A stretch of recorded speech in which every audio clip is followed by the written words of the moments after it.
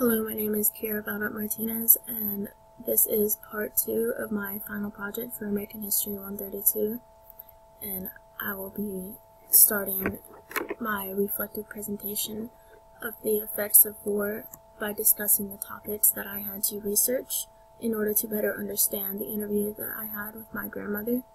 And I will begin this with the Vietnam War, which is the war that my grandmother's friend was in, and that ultimately changed him for the worse. The Vietnam War was actually documented as the war with the most cases of PTSD ever in recorded history. No other war that America has been in has had as many reported cases, or even unreported. It is the most psychologically damaging war that America has ever put themselves through. What makes the Vietnam War different soldier-wise is the fact that wars like the Korean War and World War II, there was a sort of cool-down period between the battle and returning home. For example, the Korean War, those soldiers had a ship ride home to kind of accept and assess the things that they've seen and kind of look back. And they also had fellow soldiers to talk to and sort of relay their feelings and their issues and their struggles and how scared they were. They had someone that went through the same thing that they could sort of just relate to.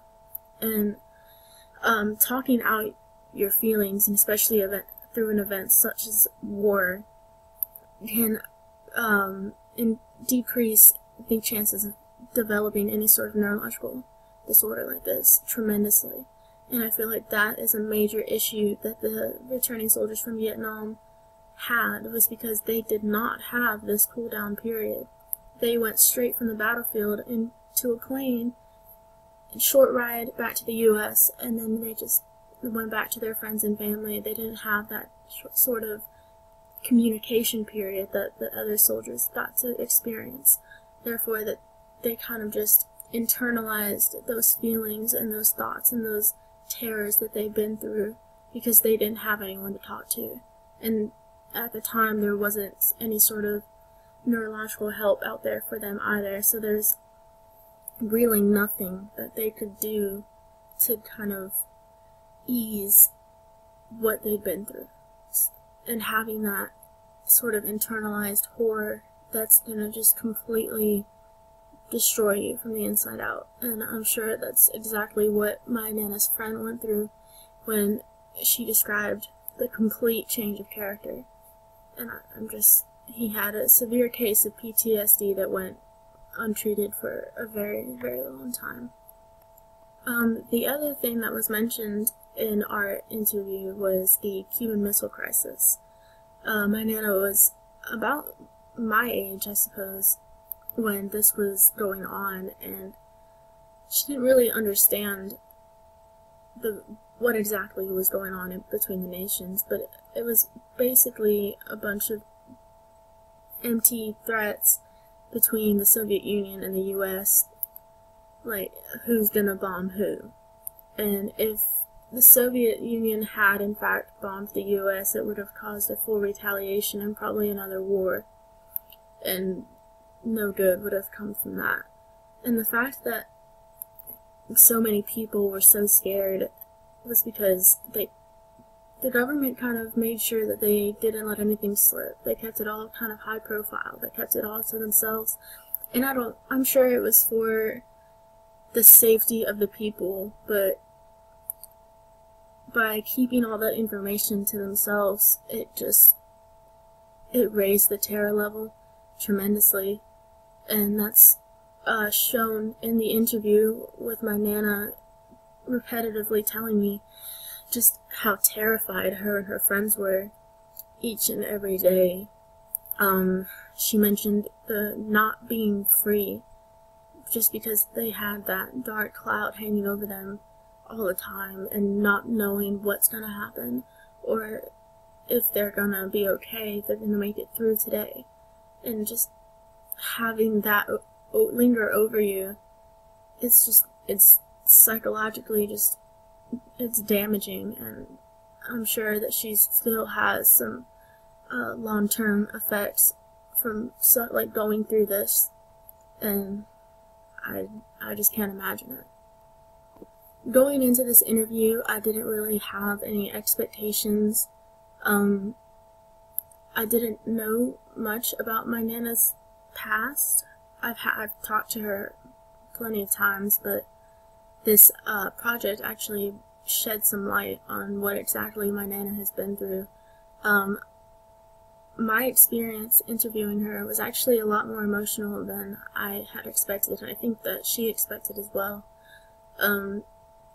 I think that my asking her to reflect on these experiences brought out a lot of pushed down emotion, and it was just something really special to be able to see just how badly she was affected by this. And I don't even think she really realized how much she was affected by this until I brought it up again, and she got to think about it and just grasp it a little more clearly now that she's older and wiser and has had time to let it sit. And I think that she accepts it more now, therefore it's easier for her to look back and talk about. But obviously it's still very emotional, and I don't think I was ready, and I'm sure she wasn't ready for it to get as nostalgic as it did. I'm really grateful I got to have that experience with her. I see my interview with my grandmother as a sort of in-depth kind of personal view of a generic war. Not generic, but the overall war, and this is just a little slice of what exactly happened to a specific individual. It kind of gives you the idea of how this was affecting other people. And me being someone who was not really directly affected at all by any of these events, being able to hear firsthand from her that just how it affected her and her friends and these relationships that were severed, and hearing about the fact that her friend completely cut off his wife and children because of the way that this war affected him, kind of gives you a mental grasp of how awful it must have been for him to just completely walk away from a family, and because he just did not want to have anything to do with that part of his life anymore. And you can sort of see from an outside, yeah, war is bad, but if you delve deeper into the personal accounts that are in these interviews, you can sort of understand a little better just how bad each and every one of these events were. These next two slides actually hold two quotes that I believe stood out in my interview. The first one being about the soldiers that came home and how they were completely different than when they had left, and how the war changed them for the worse. And my Nana, I think, summed this up very well when she said, quote, "I think that they become very self-centered when they're out there, and I understand that. I'm sure it's frightening, but they need to consider the consequences of their actions," unquote. This really hit me because they were able to understand that these soldiers were going through a hard time, but these soldiers did not understand that the way that they were acting was affecting everyone around them, and that's what the war did to them. It completely desensitized them, and honestly, I don't think that they would even be able to comprehend the fact that what they're doing is, and the way they were acting towards their friends and family, was even wrong, because I think they were just completely numb, and they just didn't care after coming back from such a traumatic experience as that. The next quote, I actually have an audio excerpt of, because I just feel that the impact isn't really there unless it's heard. So I will play an excerpt of the interview between my Nana and I. For that small period of time, I remember not feeling free. That's all I remember, really, is not feeling free and being really scared. And that really just took me off guard, I guess, hearing that from my grandmother, and that she went through a period of time where she felt that way. And just looking and reflecting on my own life, I have never in my life been in that situation. And it just kind of makes me think how ironic that is, that her living in America and she didn't feel free. And that just, it scares me, and I wasn't even a part of that.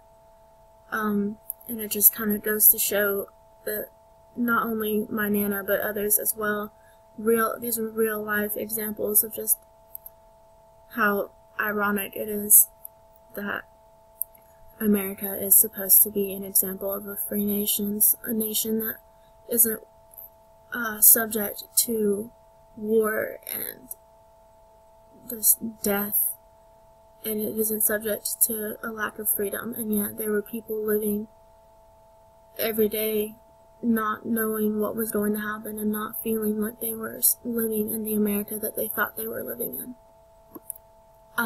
I would recommend this sort of project to any other student who looks to take this class.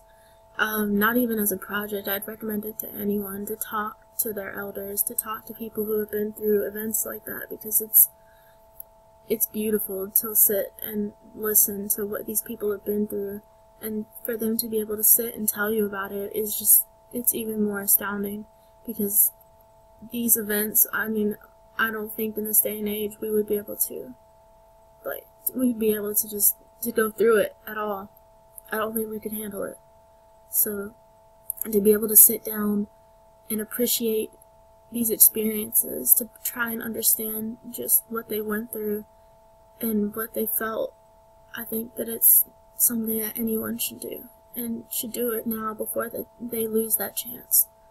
And I also feel that there is a lack of communication between generations anyway, so pursuing something like this would just kind of eliminate those barriers between the older generation and the generation of today, because I feel a lot of it has to do with the evolution of communication, and the older generation doesn't necessarily keep up with the up-to-date ways of communicating, and I feel that we need to take a step back and appreciate that, just the way that they communicate. Sit down and talk, because we don't do a lot of that anymore. I also feel that you would be able to recognize just their appreciation for life, having gone through events such as that, and still being able to get up every day knowing that it's eventually going to be okay. My Nana wasn't directly involved in the Vietnam War or the Cuban Missile Crisis, but she was affected by it, and she lived through it, and she has a better appreciation for life than I ever will be able to grasp. And I think that's something that we should all try and get as much as we can, because we're never gonna feel what they felt. So I believe that by breaking these barriers and talking more to these older, experienced individuals, then we are in a way becoming almost not as, but almost as knowledgeable as they are. And that's, I think, a step up in any position. I think that this concludes my presentation, so thank you, and that is it.